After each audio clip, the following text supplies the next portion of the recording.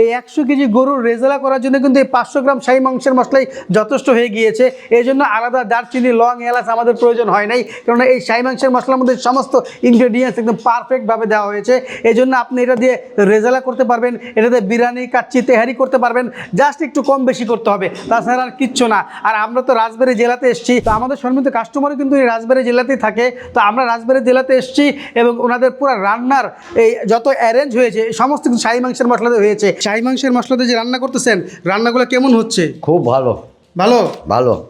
এখানে মুগ ডাল মাথা দিয়ে রান্না করা হয়েছে, এখানে রোস্ট করা হয়েছে, এখানে রেজালা করা হয়েছে, টিকা করা হয়েছে, সমস্ত কিছু কিন্তু আমাদের এই শাহী মাংসের মশলা দিয়ে, একটি মাত্র মশলা দিয়ে সমস্ত রান্না কিন্তু একদম কমপ্লিট করা হয়েছে।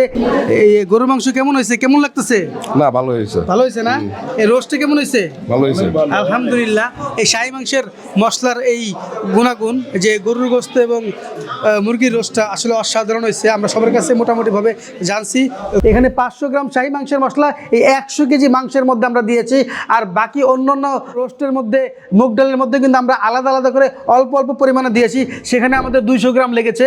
তো আপনারা যদি চান আপনাদের এই প্রোগ্রামে আমরা অ্যাটেন্ড করতে পারবো, জাস্ট একটা ফোন কল করবেন, ভাইয়া আমাদের অমুক জায়গায় অমুক জেলায় প্রোগ্রাম আছে, আপনি একটু আসেন, আপনাদের শাহী মশলা নিয়ে আমাদের এই প্রোগ্রামটা আপনারা করেন। যেহেতু আমরা প্রতিনিয়ত আপনাদের শাহী মশলা ব্যবহার করছি, আপনারা যদি চান আমরা ইনশাল্লাহ যেতে পারবো। তো আপনাদের যাদের যেখানে প্রোগ্রাম আছে আমাদেরকে একটু জানাবেন, ইনশাল্লাহ আমরা অবশ্যই আপনাদের প্রোগ্রামে এভাবে আমরা যাব, যে উপস্থিত হবে ইনশাআল্লাহ।